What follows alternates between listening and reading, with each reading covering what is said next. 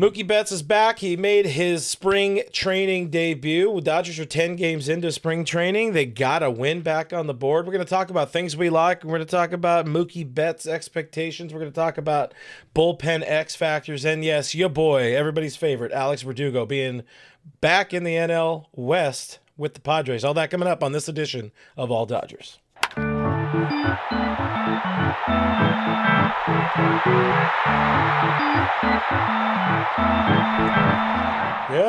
Coming at you live from my home studio in beautiful La Puente, California. This is All Dodge Podcast, part of the Bleav Network podcast, presented by FanDuel. I saw somebody in the chat saying, no Jeff tonight.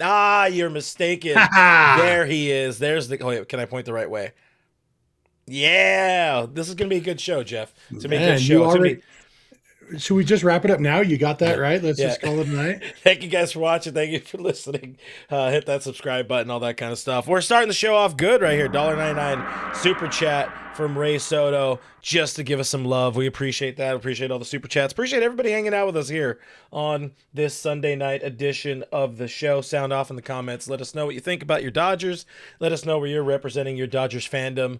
Basically, just comment. It helps us out in the algorithm, and it also helps us with the conversation. Left on Base too often says 30-minute show with Clint. No, we got a good one. This is a good slate lined up tonight, so we should have 35 minutes.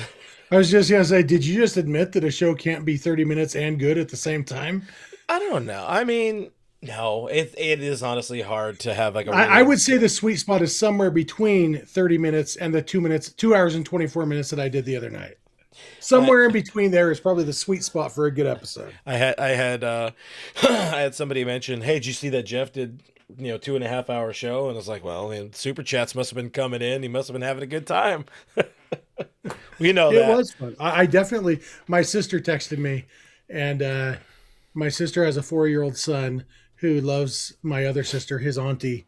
And my sister Joy texted me and said, you saying you're definitely not going to go for 2 hours is like Laura telling Donovan she's definitely not buying him a toy. Yeah. So. You can't help yourself, and don't worry, I'm here to keep you on track, even though we're. It was a fun episode, and it was fun. We got the baseball stuff out of the way in 45 minutes, and then we just talked until the super chats stopped coming in. What a guy! Everybody, make sure you give Jeff a follow. He's a real winner when it comes to his morals. But I guess technically you are. All right. Enough, pussyfooting around here. Let's talk about Dodger baseball. Like I said at the top of the show, Mookie Betts made his spring training debut today. I didn't see it with my eye holes. You did not see it with your eye holes, but the box score says that he was 0 for 2. I think you mentioned he grounded into a fielder's choice and probably got out a different way. Grounded out to short the second time. Grounded to second the first time, grounded to short the second time. So that's his first game. The team has already said they're slow playing his ramp up this spring, which I'm fine.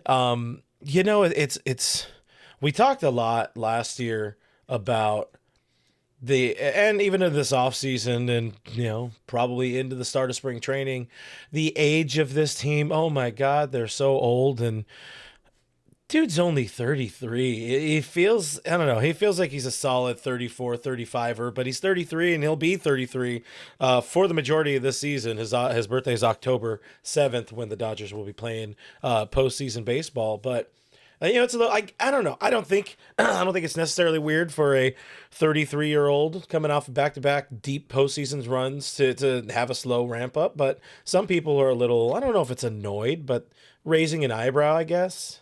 Yeah, it is a little bit weird. Like when you talk about the short off season, and is there really that much of a difference between, 3 months and 1 week and 3 months and 2 weeks in your off season, Mm-hmm. And for me, I think of it more along the lines of how long they're planning on playing from now till the end. And I feel like the older you get, the more likely you are to try to pull a Freddie Freeman and identify exactly how much do I need and only do that much, just because you only got so many bullets in those arms and legs and whatever else can hold bullets on a human body, I guess. I will say I was curious about this because, like you said, I was watching the game cast. I was not able to watch the game, partly because MLB TV, T-Mobile gives it out for free every year, but not until right before opening day.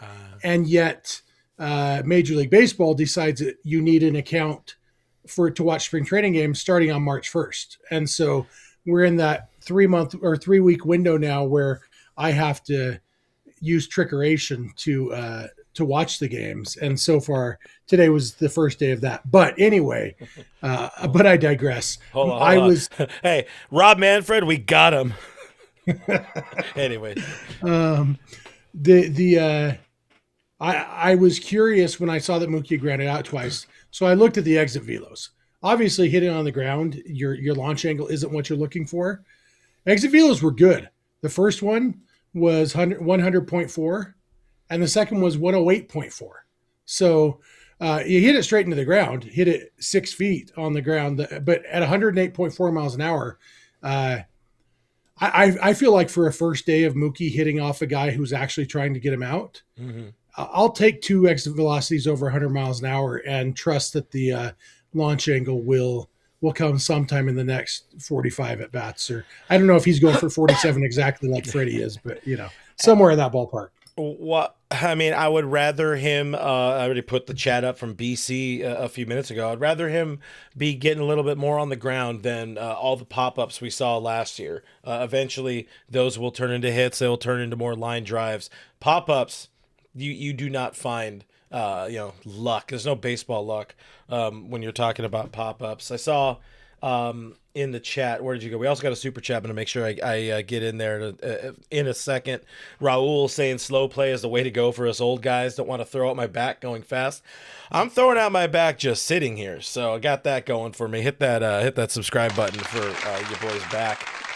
We're trying our best. Young Yi, I don't have any concern for the aging Dodgers. Mookie and Freeman especially, even Muncy in there.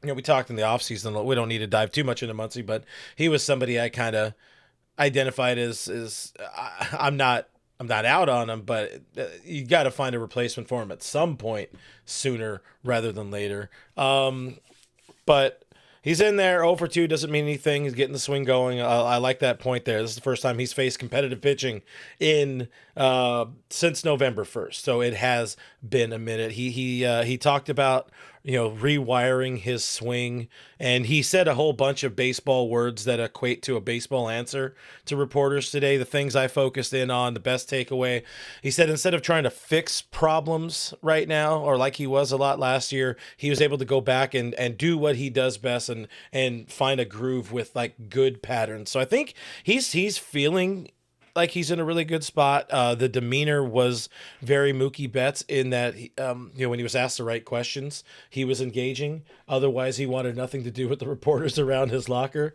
following his first game. So shout out Mookie there. But yeah, we talked in the offseason about, the potential for the bounce back. What are our Mookie Betts expectations? I said a few months ago, I think for me, he's going to be, bounce back to like a top 5 NL MVP, a finisher this year. And that's a lot when you understand how many good players there are in the league, in the NL. Right at the top of that list, of course, is Freddie. It's not Freddie Freeman. Well, him too, but Shohei Ohtani. What are your kind of Mookie expectations now that you're hearing some of the more positive stuff out of him and not the sort of doom and gloom he had up through early August last year?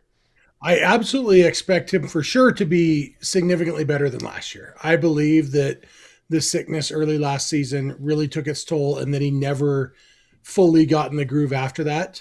I'm not out on the idea of him being an MVP candidate. I wouldn't say that's my expectation, but it wouldn't shock me. But I do expect him to be much better, noticeably better offensively than he was last year. And if he can be what he was defensively last year, maybe even a little bit better there in his second full season there, and better offensively, that does start putting him in the conversation, top 10, top 15 MVP at least. And, it just depends on how much better offensively he can be. But if he's even if he's a you know a bad Mookie Betts season instead of a terrible Mookie Betts season offensively, uh, playing Gold Glove caliber defense at shortstop, that's an MVP candidate right there. Yeah, I do want to touch on the defensive part of it, but I was just looking at his baseball reference and see 2022 top 5 MVP, 23 top 2 MVP finish, 24 finished 13th in MVP. Of course, in 2020 he was runner up to Freddie Freeman. But yeah, last year nothing in that awards column, and he keeps talking about that he doesn't care. He doesn't care about, he just wants to contribute and help the team, but he doesn't care about the individual accolades and the acknowledgement, but he's not going to be happy with that. He's not going to be happy with not an all-star, not getting a silver slugger. I mean, yeah, he got some gold glove consideration. That doesn't show up in the awards column on Baseball Reference. And, I don't know how much these ball players are going looking at their own B-Ref. I doubt Marcus Lynn Betts is looking very, very much. I do want to touch on the defense for a second, but I want to make sure we get to the chat. I saw Raul had put this in the chat, but then he doubled down and put it in as a super chat. So we thank Raul for the $1.99, saying Mookie still playing, wifey also having a baby soon. Yeah, they're having baby number 2, 3, 2, 3. I think 4. I can only think of his daughter Kenley. I don't know if there was one Sun Center, if this is their second. I don't know. Let's see if Grok knows. No, Mookie Betts baby. It'll be baby number 3 because there's also Kaj. Oh, that's right. I remember him. Yeah, Kaj. Yep. I was gonna say I could have sworn that we have talked about baby number 3, but you guys know how I feel about children. I feel about children the same way I feel about marriage. Children are the leading cause of divorce. Yeah. You know what? That's worth that one right there. Before again, I do want to talk about the defensive side of things, but I don't want to leave Jose Ayala hanging with the $5 super chat, saying I still watch Game 7 of the World Series. Just curious your thoughts on what the Jays do with Ohtani if Miggy gets on base or not. Do they pitch to him or walk him? I think they would walk him in that scenario. What do you think? Even if it is putting the tying run on base? Well, no, it would have been putting the tying run in scoring position. If Miggy walks, it's a 4-3 game. You're not going to intentionally walk Ohtani to put the tying run in scoring position, especially with Ha-Seong Kim available to pinch run. So you're putting speed there with one out. I think they would have had to pitch to Ohtani. Well, I guess I was assuming let's say Miggy got out, so 2 outs, Ohtani coming to the plate. Yeah, because he said if he gets on or not. Okay. Yeah. If Miggy gets out, obviously you walk Ohtani, I think. Pitch to Will and hope for the best. If Miggy had gotten on, they would have had to pitch to Rojas or to Ohtani if Miggy was on base. Denny helping me out here, helping us out since marriage is the cause of divorce every single time. I've never met a divorced person that was not married first. But let's get back into the defensive side because we saw the strides, and obviously last year, and it was something he took a lot of pride in, something he put a lot of work in, something that definitely affected the swing, affected the offensive side. But something he had mentioned today, or I saw today, is he has taken to throwing Yamamoto's javelin, and he said that he was having a hard time getting even across the diamond to start, but now he's starting to get a little bit more gusto on that throw and learning how to, the mechanics of making that thing fly, which will only translate to either him coming on in relief for Game 7 or him throwing a baseball better across the diamond, better plays in the hole. You make anything out of Mookie with the javelin and kind of gaining some arm strength? I think it's interesting. I don't know how much I would read into it. If he's still doing it a month from now, then I might start to form an opinion on it. Right now, it's like, okay, for now, I'm just chalking it up as an oddity that he played around with in spring training. But if he keeps doing it, then maybe it'll be something. Yeah, I mean, even if it's just like a placebo effect and he feels like his throws are stronger, if you feel like they're stronger, they're going to be more online. They're going to be you're going to have more confidence behind the throw. And that's the most important part is confidence and synergy or something like that. And hashtag mental toughness. Yeah, don't get me started. Richie is very mad that I did not ask Dave, even though I did not have time or an opportunity to ask Dave because he had a GTFO after a shortened chat with him. But yeah, Mookie in the lineup, that's a good thing. It's going to be a minute before we actually see the presumed, I guess now kind of solidified 1 through 4 in the lineup, but I don't know if you saw any of the clips yesterday. Freddie Freeman basically let the cat out of the bag in that the 1 through 4 will be Shohei, Tucker, Mookie, and Freddie, and then I'm assuming behind him is going to be Will. Just like we figured, there's no wrong answer, but if there's a right answer, I like that 1 through 5. Yeah, if that's letting the cat out of the bag, it's only after the cat had already destroyed the bag with its claws, and it was only a bag in name only at that point. Like, yeah, it's been very, very obvious for a long time now that that's going to be the lineup. It's a good lineup, guys. It's a good lineup. I'll tell you one thing. It's a type of lineup that's going to go out there and win the National League West once again. Don't be shocked. Checking out the NL West winner odds over with our friends at FanDuel. Dodgers far and away favorites, minus 700 on the old betting scale, and apparently I got to change something. So my computer didn't even want to see the Rockies on there, but there they are, plus 30,000 to win the NL West. Padres at 950. Listen, it's sacrilege, but I'm just saying, put $10 on the Padres in the hopes of like having a fallback plan where you're crying but you're wiping your tears with money. Don't do that. Don't take gambling advice from me. But the odds match our expectations. Dodgers are going to be NL West, crowned NL West champions once again, division winners once again, as it should be. All will be right in the world. And this year, I'm expecting that they end up with a bye round, that getting the wild card round off, which they didn't have last year, and everything will be fine. That's it. It's my FanDuel talk. Yeah, they might as well. There's that. All right, so we are 10 games in. Dodgers are 7-3. What have we learned so far out of spring training? I'm interested in knowing what people think about the first 10 games of this baseball team. Again, 7-3.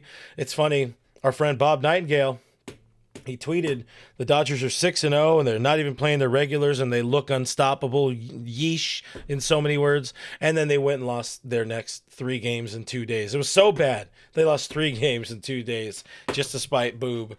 But anything standing out? Any of the storylines? It's kind of a boring spring, man. In so many ways. In a good way.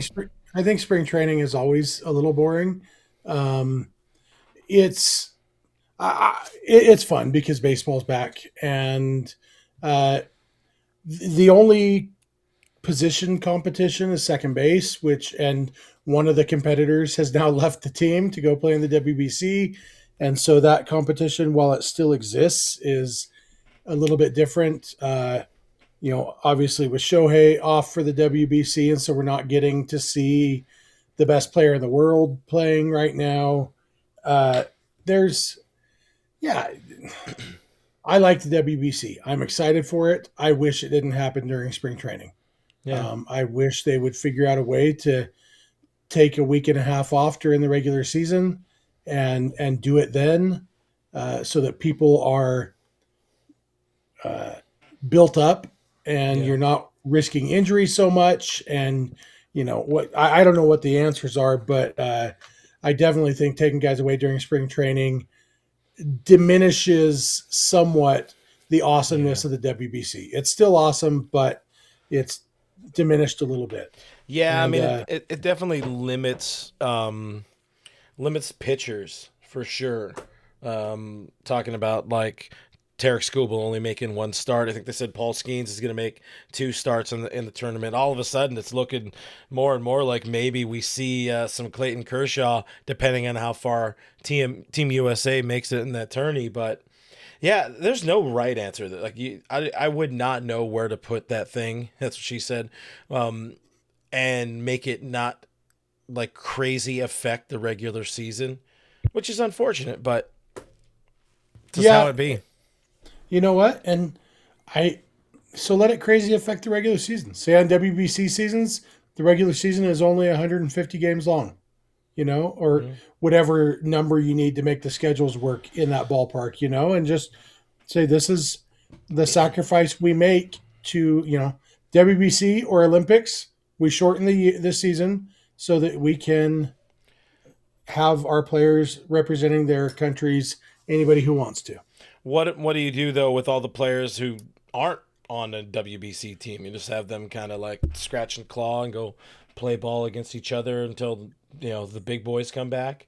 Yeah, I mean, you give them 2 days off at the front end, 2 days off at the back end, and spend the rest of the time at Camelback Ranch playing some intra-squad games or whatever. Even do spring training type games if you want. Actually schedule. I guess you don't want Camelback Ranch games in middle of July. Yeah. So maybe that's not the best idea. But yeah, I mean, give them some time off, but also let them be playing. I trust professional athletes to keep themselves in shape. I would definitely say I wouldn't hate replacing the All-Star game once every few years with the WBC, and then it's just an extended break around it. Could be a thing. Yeah. I just wonder.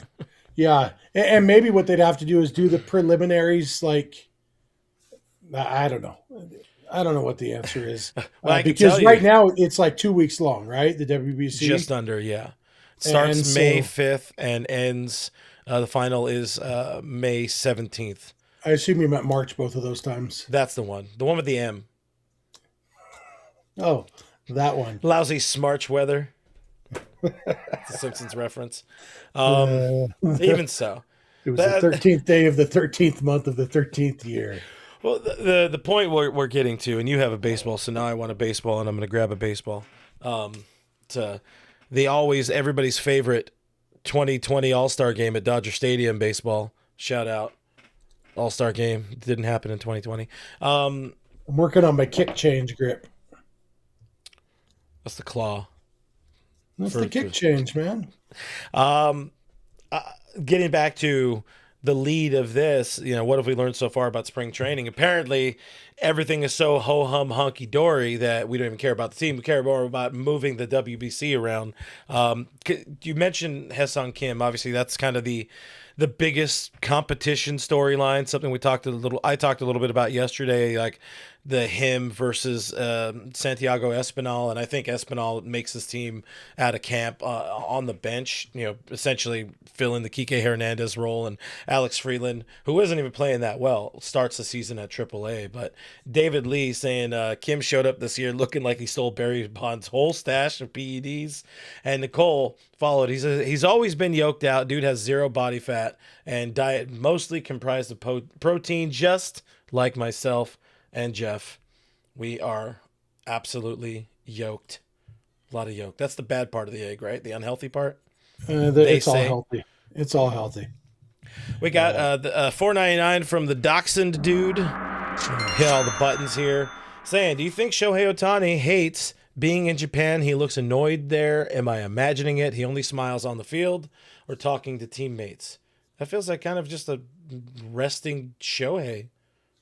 Resting Shohei face? Yeah. He's got RSF. Like he's not happy unless there's baseball. Yeah, I think he probably likes it. I imagine being Shohei Ohtani is hard. And somebody else replied and said something about it probably feels even more like a zoo animal in Japan because, yeah, Shohei Ohtani is the biggest star in Japan. And so here in the U.S., he's a huge star here, but also baseball is the second or third most popular sport. I don't know if it's repassed basketball yet. I know it's on its way to, but in baseball, Shohei Ohtani is the most popular person in the country. And so that's a different world to be in. And so I don't know that it's annoyed. I would guess, though, that it's probably something that he deals with more than relishes. I also, a big factor is you see maybe more of an annoyed face because there's always a camera trained on him, as where maybe there's not a camera trained on everybody 24/7, but they have every camera, every angle, getting everything they possibly can of Shohei Ohtani because the people, they eat that up. But no, I think he's loves representing Japan. I think he is taking on an even bigger leadership role with that club this year. You know, he feels a lot better. He's two-time World Series champion, a couple more MVPs under his belt. Like, he's showing up, popping his collar a little bit. I don't know if that's Shohei's game, but if it is, I would pop my collar if I were Shohei Ohtani. I'm just saying. Respectfully. Yeah. Is that a literal thing? Like literally popping your collar? Or Yeah. Doing like I don't wear colored shirts very often. Doing like a whole 80s kind of vibe, like a purple polo. Feels like that's a good one to have. Or like a starter jacket. Those had collars, didn't they? Did they? I don't know. I don't know. I was but a mere boy, mere baby when the starter jacket. I was a poor kid who got his clothes at Kmart, so I don't know. Whoa, bragging about Kmart. Right when you said Kmart, we got a thumbs down on the chat. So, guys, make sure you hit that like button. Let's Sam Walton in the chat. let's reset that thumbs down and let's get some more thumbs up and subscribe to the channel if you had not yet. We'd appreciate it. But yeah, final thoughts. Of this topic. I think generally it's a boring spring in that there's not a lot of competition. You mentioned second base. It's kind of just that. Even the starting rotation, it's going to be a little bit piecemeal to start the season because I feel like they want to hold Gavin Stone back a little bit. We know Blake Snell isn't going to be ready to go for opening day. You don't know how built up Shohei Ohtani is going to be to start the season. So it's going to be, we're going to have some openers and some bulk games and all that kind of stuff around the days off that are mixed in early in the calendar. But the best part I'm enjoying of this the spring training and something we've learned about is more about the younger players. My boy Kyle Hurt, seeing some River Ryan looking nasty, Gavin Stone coming back. Like, I really like seeing those dudes. You want to see a little bit more out of Dalton Rushing, who. There was a couple of comments yesterday about Dalton Rushing, and then he said F you, and I think he either hit a homer or had like a big double in yesterday's one of the split squad games. So the power of hatred. So Dodgers hit 3 homers in the one that nobody could see. Yeah. So. Yeah, that's always the best one, as we get another $1.99 from our friend Ray Soto, and also $1.99 from Dirty Don saying, "You got your clothes at Kmart? Lucky." Rich kid over here. Yeah, it's kind of funny. I've noticed that, like, the fancier your car is, the more likely it is to have a cool model number, like, the Lexus RX 950, whatever. But with shoes, it's the opposite. If your shoes have a model number, I used to wear the XJ 900s and the T954s from Kmart. If it's got a model number instead of a name, that means that you probably paid $6 at Kmart for them. Oh man, what would the inflation be at now? It's like a $14 shoe. Yeah.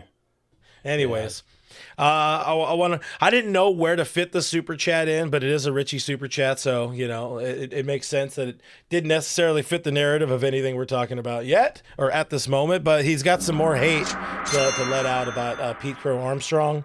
Talked a lot about I talked about that a lot about that on Dodgers territory on Thursday, a little bit yesterday, but $4.99 super chat from Richie. Appreciate you, Richie. He says PCA stupidity. Yes, it says stupidity, but stupidity is why there's directions on shampoo bottles. I am over spring training games already. The endless player interviews is mind numbing.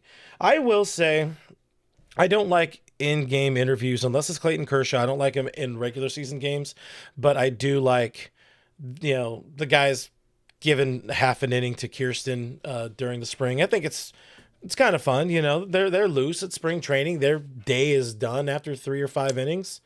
They have a Yep. good Yeah. time. If the game doesn't matter, then it doesn't matter what they do during the game. That's Mm-hmm. my opinion. The instruction bottles on the shampoo, I assume, just say shampoo is better. You were waiting. He was waiting. Yeah. He had it. He had it on lock. Final thing I want to talk about in this segment of the show. Is there? We've seen some bullpen guys. We're seeing. Tanner Scott's been in a game. Alex Vesey has been in a number of games. Blake Trinan, and so on and so forth. Do you have an early contender for your bullpen X factor for the season?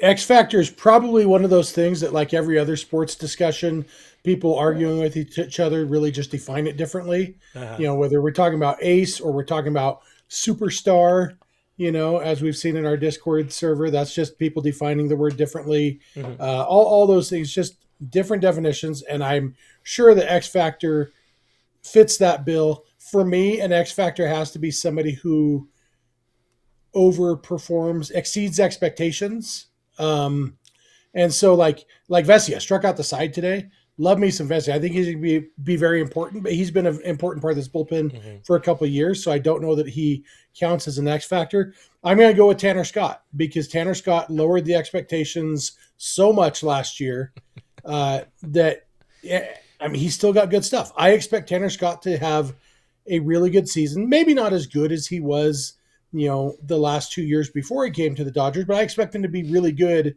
And I expect that to be a big, a boon to the bullpen that maybe they didn't come in entirely counting on.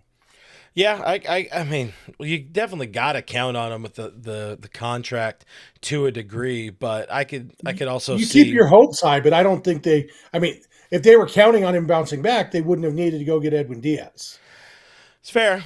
That's fair. I won't take that away from you. Because why would I? You have your opinion. I have mine. I think somebody that falls into the category of how you are labeling an X factor. I got Blake Trinan, kind of in the same boat. Rough year, to say the least, last year. Rough postseason, to say the least, last year. A couple of games under his belt so far. He stayed alive, ducking under and catching a line drive back up the middle today. Looking good doing it. But Blake Trinan, I saw some folks in the the Discord earlier. And by the way, if you guys want to be a part of the Discord, sign up and support the show on Patreon or YouTube members. It's $5 a month. And with that, you get access to the Discord community where we're talking about the Dodgers all day long and all that kind of stuff.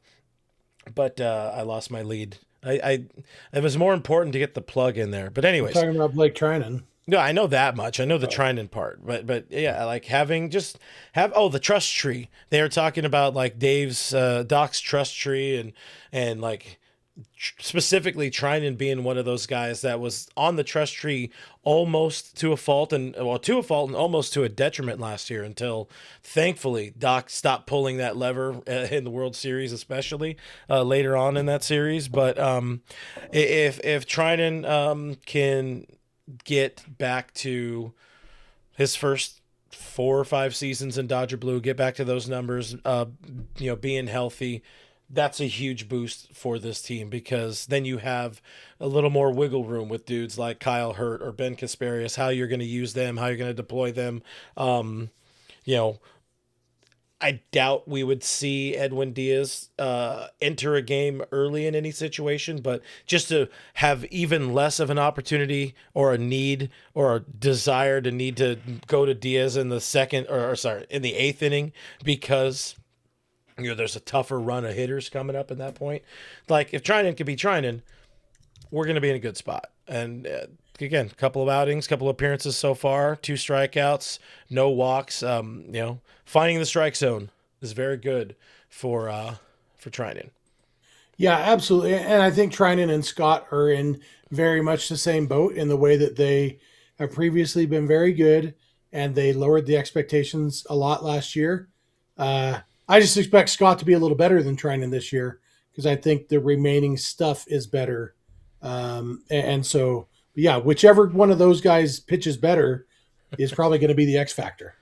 That's science right there.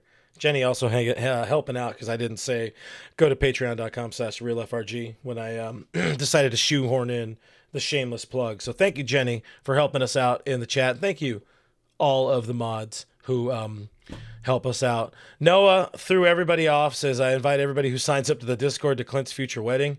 Ain't going to happen. Like, maybe I'm open to a party with an open bar. Somebody else pays for it, but I ain't going to make it legal. Keep the government out of my love or my like. We got right. As we've established before, Clint is opposed to tax benefits. Yeah, because I don't want the repercussions of I don't want to be here anymore. But see, that I am a firm believer in the ability to move on if you want. Not that I'm looking for that. I've clearly been with my lady for 11 years now, so we're stuck. But we got $9.99 from Gary is 2000. No chat with it, but we appreciate. The only Gary I appreciate is Gary is 2000. What about Gary Sinise? That guy does a lot of good stuff for charity. All right. Like, I mean, it doesn't affect me. So. What about Gary Coleman? What you talking about, Willis? Before my time.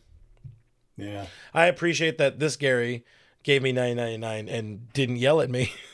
I was going to say the other Gary technically gave you a lot more than $9.99 over the years, but we'll walk away from all that. Raul! But With another $1.99 super chat says Blake Treinen was a hero in that 2024 World Series. We wanted to see that again. I really wanted to see that in 2025. It just wasn't in the cards, but hey, he's still under contract for one more year, and really hoping for that bounce back. $5 from JY Kim in the chat. Thank you, JY Kim, saying Codify, I think it's Codify, shows the Dodgers have lost the most ABS challenges so far. Some interpret that as umpires having been helpful to the team pre-ABS. What are our thoughts? I have not paid enough attention to the ABS to have a strong opinion, or at least the challenges. Yeah, personally, I think that's about where I'd want them to be right now in the meaningless games. And I said this in the Discord today because, test the limits of the system and miss calls. Like they say that if your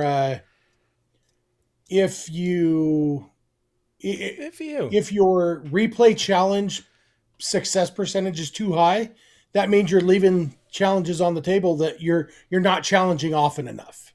So you are missing out on some. You don't want to be too conservative, and I think it's that same concept, and especially when the games don't matter yet. Yeah, when the games start mattering, get a little bit more judicious about what you're challenging. But right now, like we talked about the other day with Freddie Freeman, he said it was important for me to challenge that because I thought it was a ball. Now I know it was a strike, and so now I have that data point. And I think any team that's doing really, really well on challenges right now probably is being too conservative and needs to remember these games don't matter. You need to be challenging more. Yeah, you're saying being 100% in your challenges, but you've only thrown out 2 is not as good as being 50% and thrown out, I don't know, 10. If you're since there's no penalty for missing one except that you lose a challenge, it's like, okay, if you end the game with challenges in your pocket and there were missed calls by the umpire, by definition, you didn't challenge enough, and I hate the system because I hate that you do have to think about, well, what if something happens later? And, personally, I think it ought to be like, I feel like both teams ought to get one more challenge in the 9th inning because you get one in extra innings. I think that ought to apply to the 9th inning because right now I think we're going to end up with a lot of teams saving it in case there's a bad call in the 9th inning. And so give them one, say you get one more in the 9th inning, no matter how many you have left. And then that kind of encourages them. So at least they'd know, well, at least this game isn't going to end on a bad call that we couldn't challenge. I think there's some paranoia of that. Yeah, but you could lose a game in the 3rd inning. So I also, we could just go back to your gripe, your complaint. Just get them all right the first damn time. What a crazy idea. No, we have the technology to properly enforce the rule book? No, let's make a game out of it. The human touch. I will say on this, I saw a tweet earlier that I very much enjoyed in that, so much so I didn't like it or retweet it. But they said like baseball tried so hard to eliminate a few seconds and minutes each and every game doing all of this stuff, and now they're adding just several seconds of dead time multiple times per game doing these challenges. I'm really hoping they tighten up how quick it is in the regular season, because it's, when I have seen them, it's felt kind of slow. They have talked on the broadcast about how in AAA with the system, it added an average of 1 minute and 2 seconds to the game. And so it doesn't really offset that much, the 25 minutes of game time that they've cut off. It is a tiny step backwards in that regard. But yeah, they should be looking for opportunities to do it more quickly. Like, say, just using the technology to get the calls right every time, like they do the other half of the AAA games, and everybody is just fine with it. But also, I don't think the umpire needs to announce the call is a strike, the catcher is challenging it. Yeah, we know. We're watching the game. We watched you call a strike, and we watched the catcher tap his helmet. I guess catcher wouldn't challenge a strike, but you know what I mean. Anyway, you don't need to announce that, and then it doesn't need to be 5 more seconds before it shows up on the screen. Yeah, they need to be quick on the trigger, and as soon as the catcher taps his helmet, the umpire raises his hand, and the screen puts it up there, and boom. And if it's on the screen, do you even need to announce the call's overturned? I don't think you necessarily need.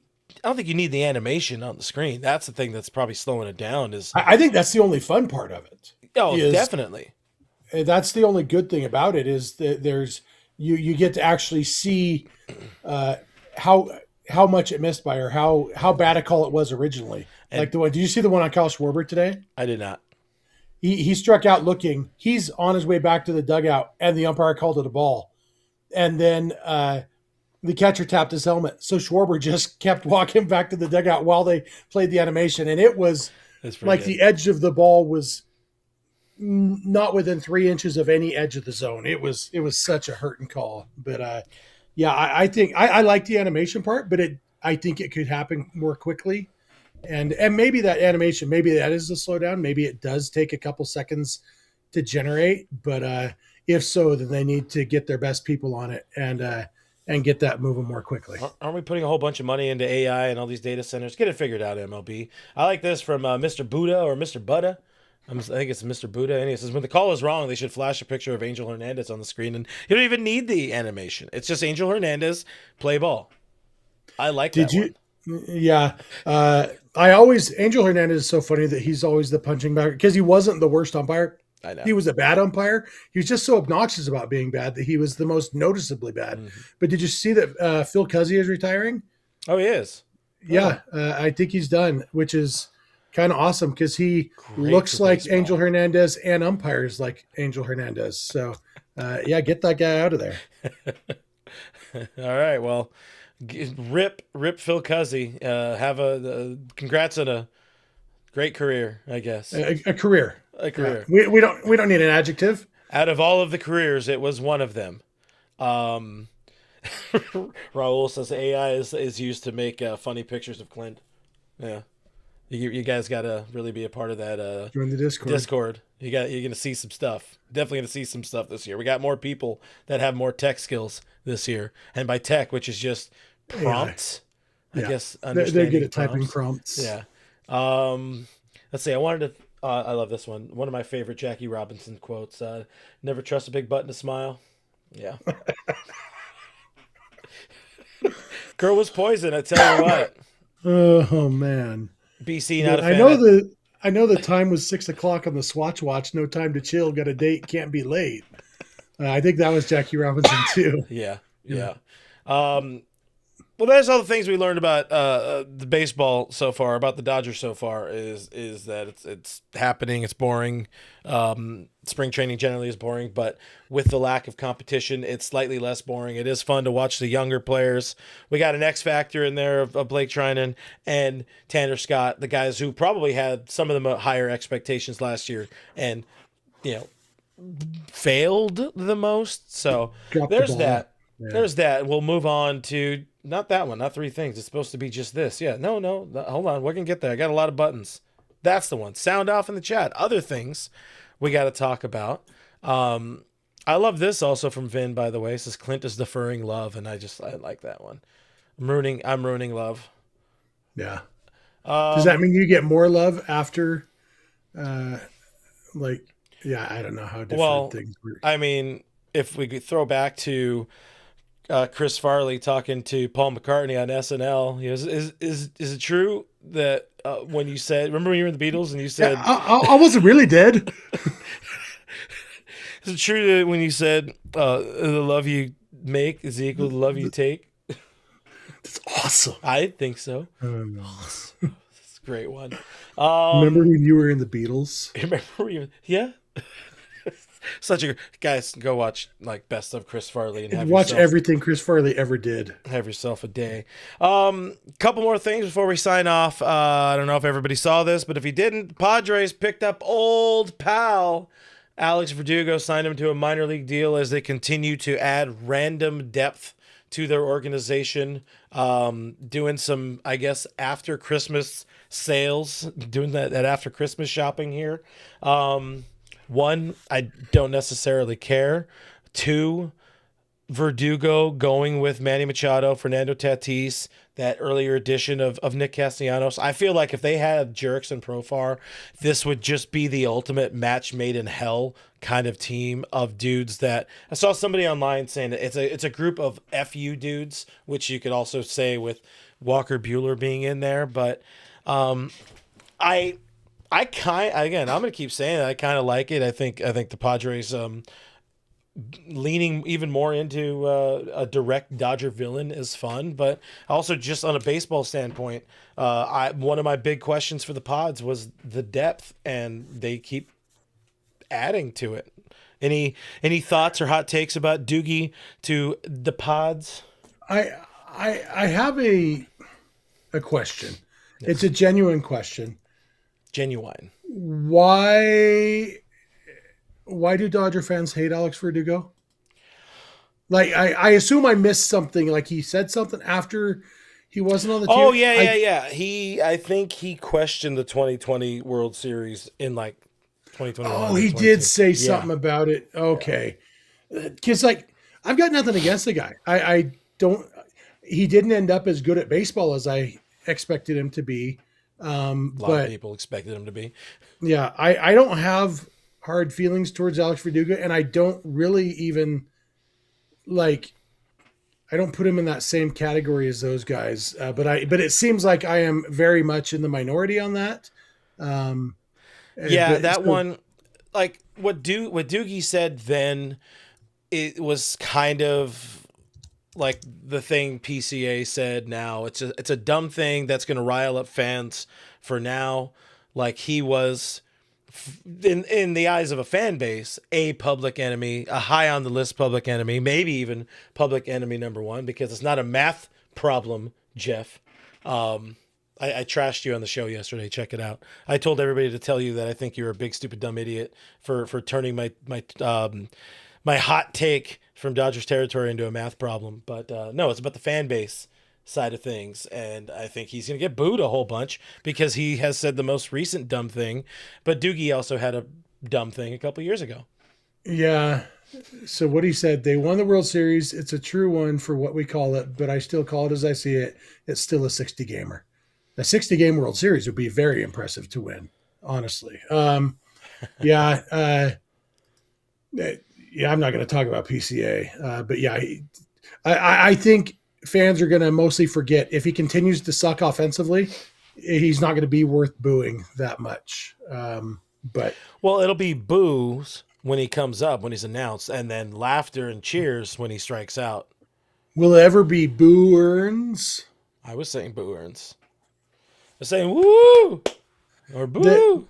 The good thing, though, is now the Padres can more easily reenact the end of the 2024 World Series because they have the pitcher and the hitter. Yeah. They don't have Will Smith or Mark Ripperger, but they both had masks on at the time, and so they can use anybody for those. Yeah. And so, they can have Walker Buehler strike out Alex Verdugo anytime they want. In intra squad for sure. Put that up on the board there at Petco Park whenever they want, or Peoria where they're playing right now. Nicole, I love this one a second ago, says Verdugo isn't a post-holiday sale. They picked him up at Goodwill or Salvation Army. yeah, because Doogie, he signed with Atlanta like mid-season last year, and I don't think he came up, or if he did, he came up and was DFA'd like in August. He played. They signed him when Jurickson Profar got suspended. And then if I remember right, they released Verdugo when Profar came back from his suspension. And looking at Verdugo's stats, he played 56 games with them, which sounds like he was about there for the length of a 60-game suspension, Oh, all right, that was a good burn. I'll give you the clap for that one. He was released July 5th, 2025. Did not find another job last year and has not found a job until March. I said it right this time, March 1st, the year of our Lord 2026. Young Yeet also said in the chat, Walker and Verdugo are now teammates. Think they're going to talk about that?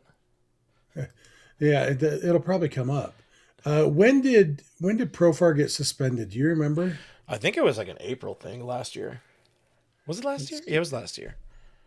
Yeah, I'm looking at the Braves transactions last year because I'm almost positive that they signed. It was March 31st. Okay, let me see. March 31st. This is the everybody watch us do our homework part of the show. Yeah. And they signed Verdugo on March 20th, which is probably about when they found out, hey, by the way, suspension right now, but did I freeze up? Yeah, you froze up for a second there, but sorry about that. I just so that's probably when they realized they were going to be losing Profar, so they signed Verdugo.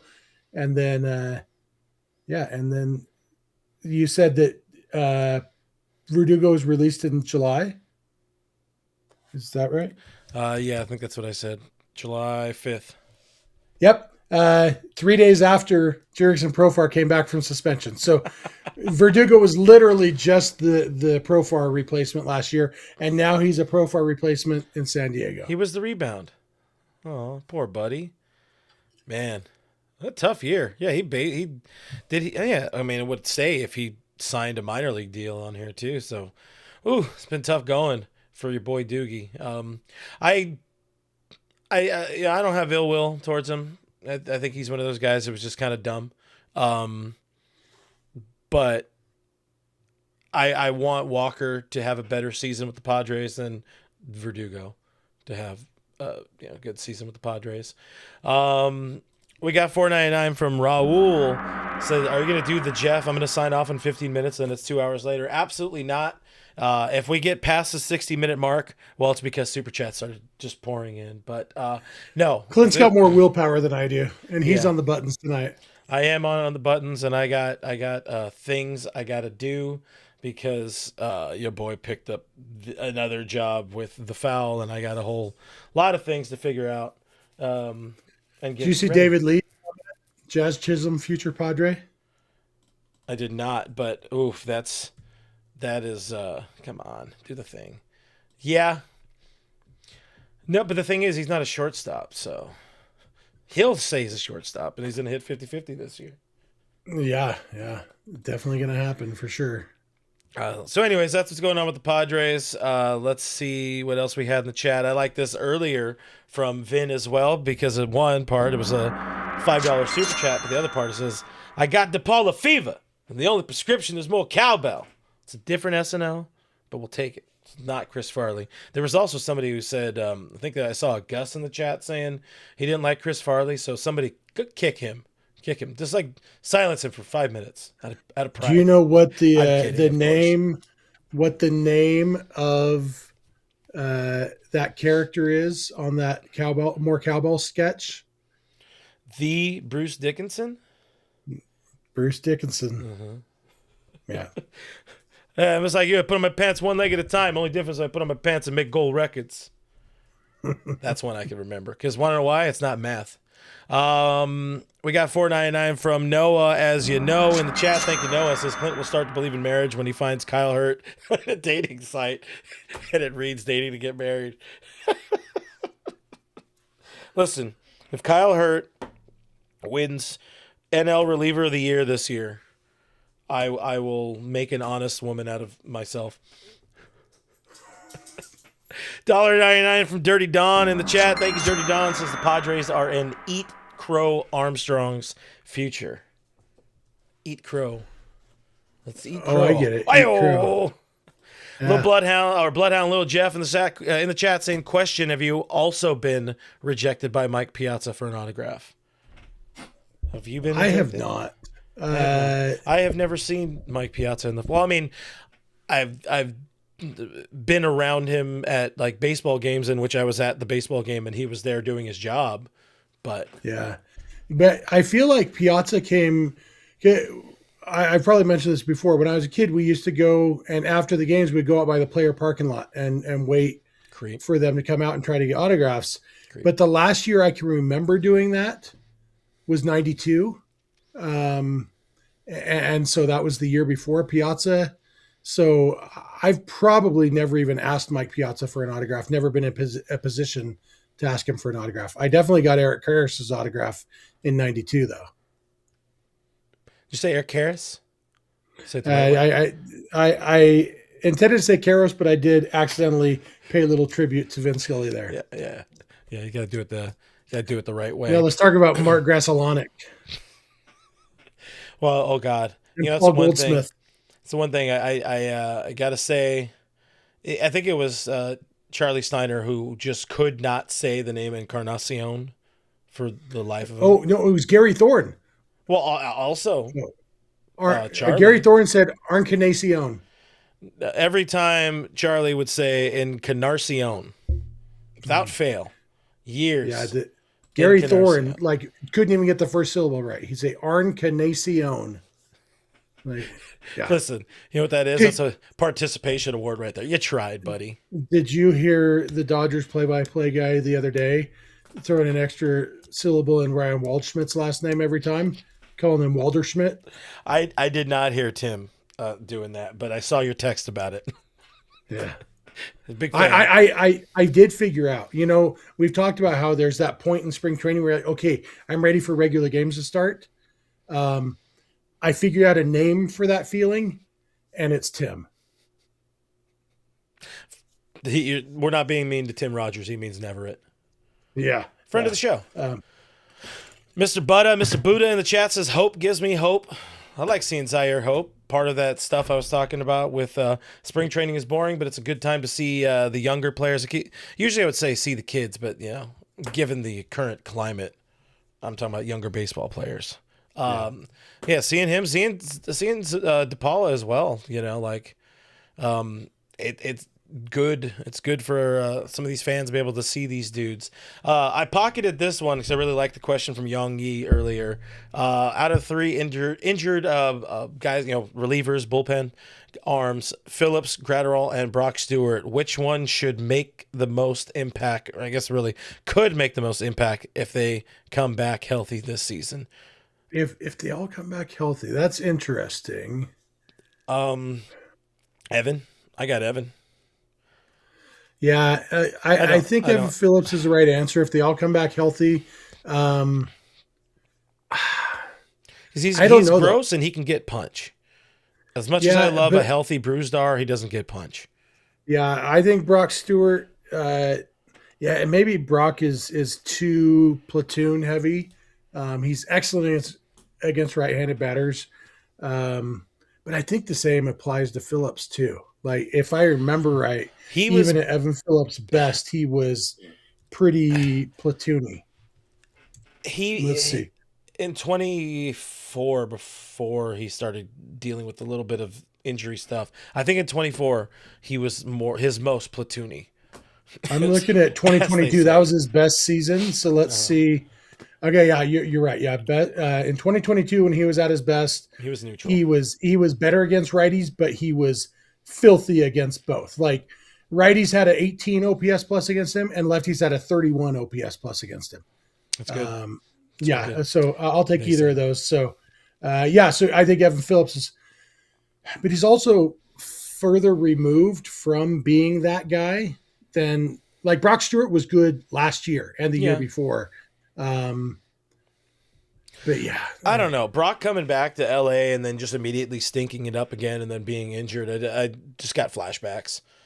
I get that. It's like he said he changed, and then and that's why I do try to focus on hashtag math instead of hashtag emotion. No. This is why we work. You got the math, and I emote. I'm in a glass case of emotion. They took Baxter and he punted him.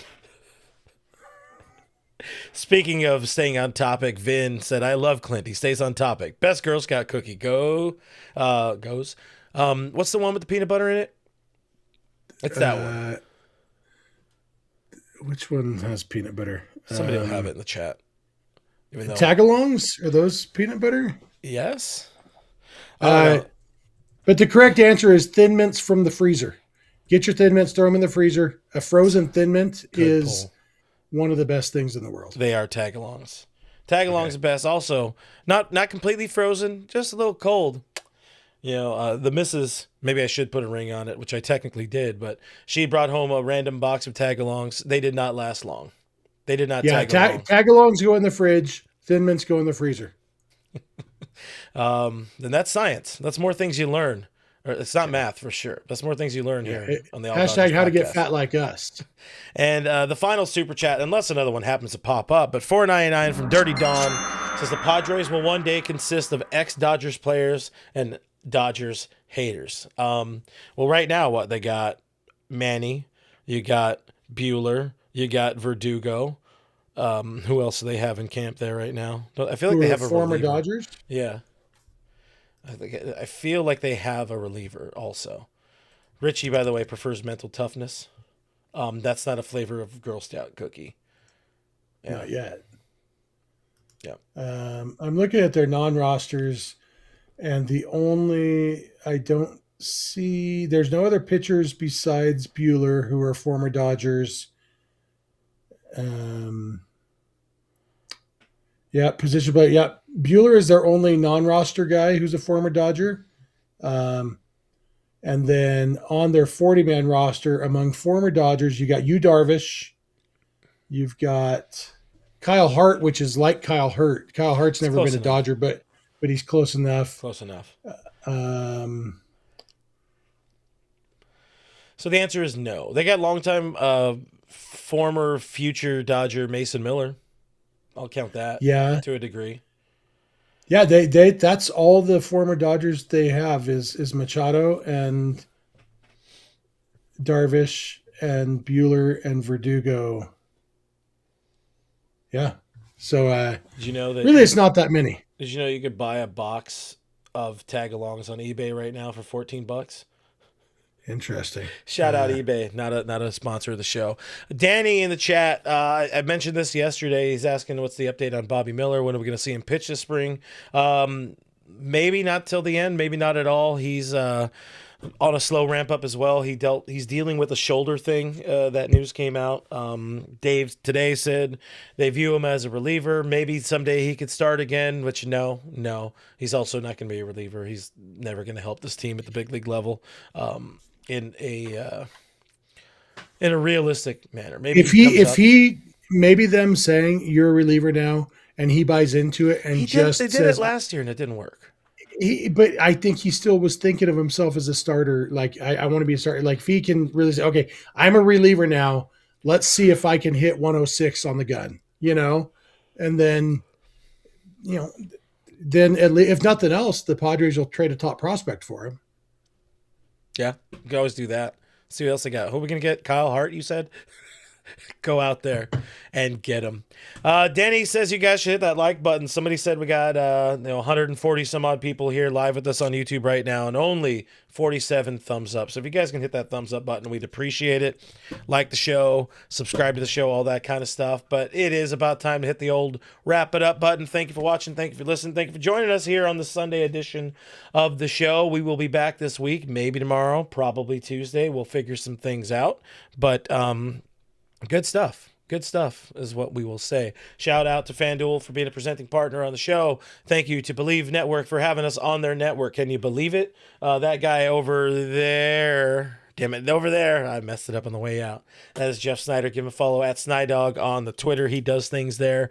Give me a follow, Real FRG on the Twitter. I don't do very much there outside of tell you when the show is going to happen or when my other show is going to happen. But we will see you somewhere. Hit that notification bell. Okay, bye. Bye.